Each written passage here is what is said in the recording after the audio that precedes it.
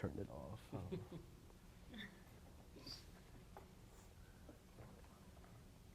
Oh.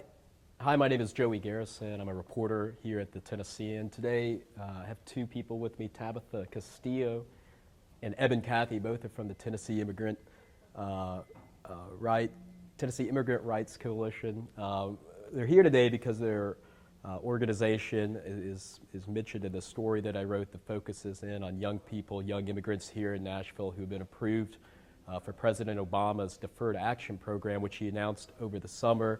It does two things. It gives 2-year renewable work permits to immigrants who arrived here as children, and it also protects them from possible deportation. These are undocumented immigrants here. It does not give full citizenship. And with that, just kind of as an introduction into the story, Tabitha, I believe you've sort of helped out in organizing, getting the word out to immigrants on what this program is and how you apply. Can you talk about kind of some of the work you've done on that in that aspect? Yeah, in partnership with JFON, Justice for Our Neighbors here in Tennessee, we've organized legal clinics where we provide help to fill out the applications.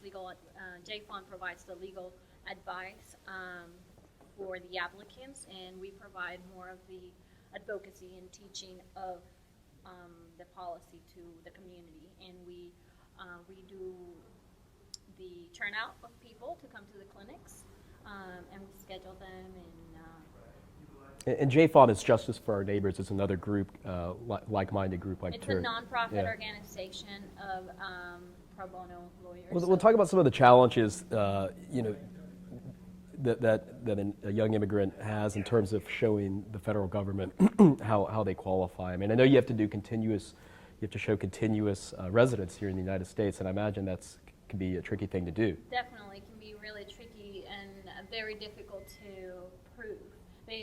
Applicants have to prove that they have been here for at least 5 years since the day of enactment, and that they haven't left. And a lot of this, they're children, right? So they depend a lot on their parents and family members to provide the documentation that they need in school. So if they don't have it, it could become really tricky and difficult for them to provide and prove that. Yeah, how many people have you helped apply, would you say? We've helped several people. We've partnership with JFON as well. We've pre-screened over 1,000 people. We have processed about roughly 500 applications with the help of attorneys. Yeah, and Eben, I mean, talk about, how has this program how has it been received by like a group like yours? And we all remember it was celebrated quite a bit from the immigrant community. And I mean, is this kind of I imagine this isn't really the ultimate goal in terms of what TURC would like to see happen on a national level. Yeah, that's right. I mean, I think that definitely TURC and the community was very happy when deferred action came out. It's providing some much-needed relief for a lot of people who really deserve it. It's not the DREAM Act. The DREAM Act failed in the Senate in 2010. It accomplishes some of the goals of the DREAM Act, but it really leaves out some other goals that we think are just as important and critical for for people in the United States who've lived here for a long time to be fully functioning citizens. Like you said earlier, the deferred action does not lead to citizenship. It expires every 2 years, and every person who gets a work permit and gets deferred action will have to reapply every 2 years. So this is a half step towards a real solution for not only the young people who qualify for this program, but also for all immigrants who've fallen victim to a broken immigration system that doesn't actually cater to the needs that our nation has for immigrants to come here and participate. Well, stepping back for a second, I mean, I know there still are critics of this program and naysayers who say, why should a immigrant who is not here, who's not authorized, be able to take, I think they might say, take a, go around the steps somebody else might too and get this, what they might call a free pass. I mean, what are your response when you hear something like that? I mean, from critics. I mean, what I think that TURC wants to do is we want to help people understand that for all immigrants, there is no line to get in, not only for the children, but for all immigrants who want to come to the United States. If you're a low-skilled immigrant, it's very difficult for you to ever have an opportunity to come to the United States. Even for immigrants who have family here or have a lot of skills to offer, it can take up to 20 years to come here. So first and foremost, our system is what's the problem. We have policies that don't actually serve the interests of our nation and continue our reputation as a nation that's welcoming to immigrants. Yeah. That being said, I think we're talking about children who came to the United States with their parents who've lived here, who know no other home. I think we have personal relationships with immigrants who've gone through the clinics and who've lived in Tennessee since they were 4 or 5 years old. The idea that they would ever go back to a different country and be there and live and try to find a job it's unfair. It's unfair, and these young people, they deserve every opportunity to fully participate. And that means go to school. That means be able to get a job. And we hope that one day that means be able to vote and be the citizens that deep down they are. They are Americans. Every person who applies for this program is as American as you. Yeah, and going back to the Deferred Action Program, and Tabitha, I know you yourself applied for this. Can you talk about kind of what, did you apply on the very first day? I think the first day you could was August 15th, right? Before I answer your question, you said something about this process being a free pass, and I just want to clarify and make sure that people know that this is not free. Every applicant that applies for deferred action has to pay $465 for the application. So it's definitely not free, and it's a program that sustains itself. So I just wanted to clarify that. Yeah, I wasn't suggesting a free price tag, but yeah, just stepping in line and that kind of thing.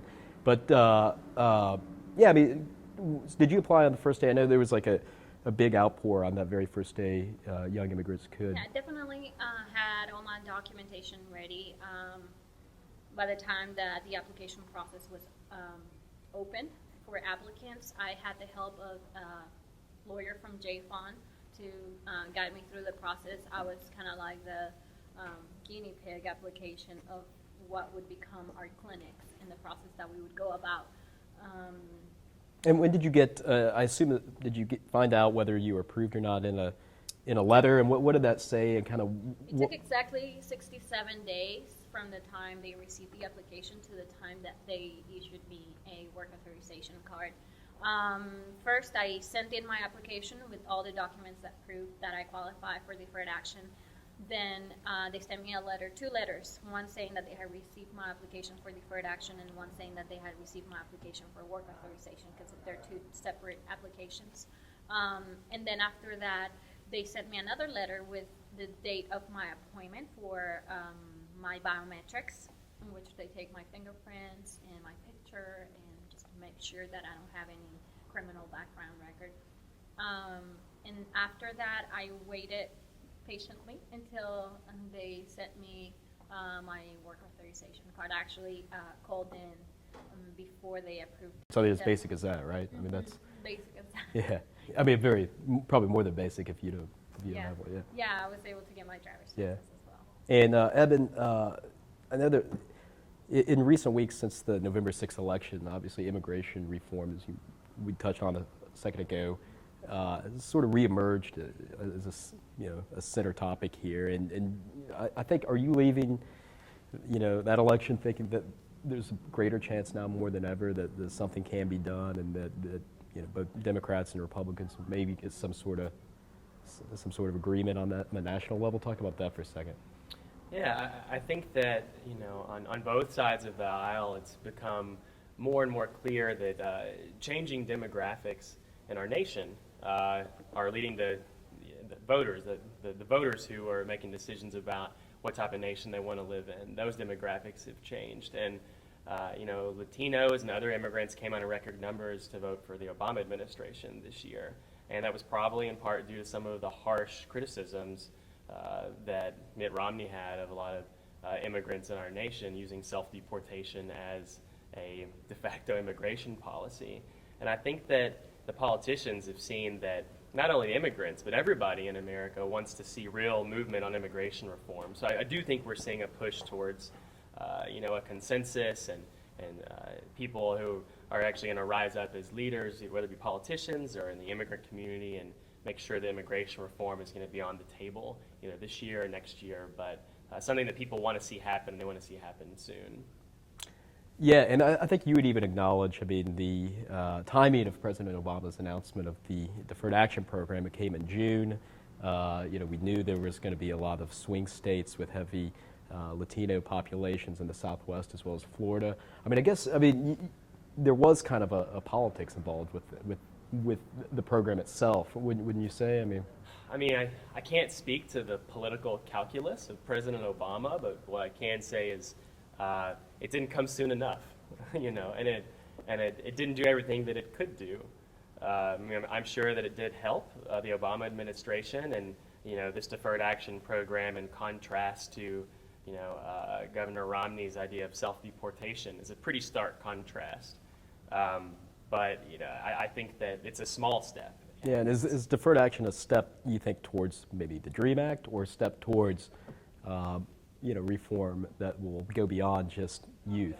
You see what I'm saying? Is that? Yeah, I think it's a step towards comprehensive immigration reform, where we make it easier and we streamline the process for people to come to our nation through the legal system in a way that doesn't make them wait 20 years, or doesn't just plain old not let them come, right? I think this is a big step towards a big solution. So the DREAM Act is important, but I hope that we see a solution for all people that doesn't leave out adults. Yeah, and Tabitha, I guess at this point, I looked at the numbers that the Department of Homeland Security gave me, and there's been about 53,000 people nationwide that have been approved of deferred action so far. I imagine folks are kind of learning what their fate is kind of on a daily basis at this point, right? It's hard to say how many we have in Nashville here. Anecdotally, do you kind of know? We definitely don't have a number as far as how many people have been approved in Tennessee. All that I can tell you is that every day people are getting work permits and their work authorization approved. Yeah, and I guess a lot of these young kids out there, they probably have a wide range of different backgrounds. I think there's a stereotype that maybe most of them maybe came from Mexico. Would that be the majority, would you say, or is it hard to pinpoint? Or the USCIS website has a variety of countries, where they come from, the people that are applying come from. In the story, I think that would definitely be a stereotype, not necessarily the true. Yeah, the story I wrote, and was kind of getting at, was it kind of focused in on two sisters from India who are here, and I think that kind of, maybe it isn't all this cookie cutter. Right. Would you say? Definitely, I'm not from Mexico, so yeah. There you go. Right. Talk about the kind of people that have showed up at the clinics. Who? People at the clinics would be. And how do you reach out to them to notify do you have a big database in terms of who might qualify, that kind of thing? Can you talk about that for a second? We create the database according to the people that come to our informational sessions, and we pre-screen them there. And then from there, we send them the pre-screening forms to the lawyers, who look at them and tell us who would be ready to apply and who's not, and who may need more documentation or more information. Kind of people that go to our clinics really depends, mainly Hispanics, but I think that's not necessarily because there's not other people that qualify here in Nashville from other backgrounds, but it is because of the people. Like, I'm Hispanic myself, so it's easier and natural for me to reach out to the Hispanic community, and rather than the Indian community or Muslim or a variety of people. I did have a Filipino family come in, so there's people from everywhere. Yeah, and I think you were telling me earlier that you think maybe more people after the election might be willing to apply. Was there some sort of maybe a fear whether this policy would be remaining after the election, and maybe there could be like another surge in applicants right now? Things that I heard from different people that were hesitant to apply was the fear of who would win the election, whether it would be Obama or Mitt Romney. They did not want to give all their information and their family's information to a Mitt Romney's administration, since he was using the self-deportation. Yeah, and I think he said he would continue it for this first round of Right. applicants, but would not. Then what would happen next? Right, Then it was people would kinda- be hesitant. Yeah, there was some sort of mixed signals on what would happen moving forward, whether the program would be halted or Right, not. so definitely I think people now are at ease with Obama being continuing to be the president, and I think we would definitely see more people coming and applying. Evan, anything on this topic that you think we're missing here that you want to point out right now? I mean, Yeah, I mean, I want to point out two things. One, Tabitha's been very modest. She's been a leader in this program that Turk and Jay Fond have put together that have reached out to, that have touched 1,500 people in Tennessee who are eligible for deferred action. I think right now about maybe 6,000 are eligible, and Turk and Jay Fond together with Tabitha's leadership have managed to help 1,500 of them. So that's 25% of everyone who's eligible in Tennessee, and that's fantastic. Also, you were mentioning how people find out about it. I think it says a lot about the immigrant community that people have come together and gone to Tabitha's clinics from McMinnville or from Chattanooga or Memphis and returned home to their own cities and then held their own clinics, helping people in their community fill out the paperwork and understand the process. And I think that's something that needs to be lifted up because there hasn't been a lot of great outreach by the federal government, and it's been organizations like Turk and Jay Fond and the community itself to really make sure that everyone who is able to apply has gotten the opportunity to do so. yeah. Well, Tabitha, anything before we sign off here that you would want I to? think we've done a pretty good job. All right. Well, for Tabitha and Eben, this is Joey Garrison at the Tennessean. Hope everyone has a good afternoon.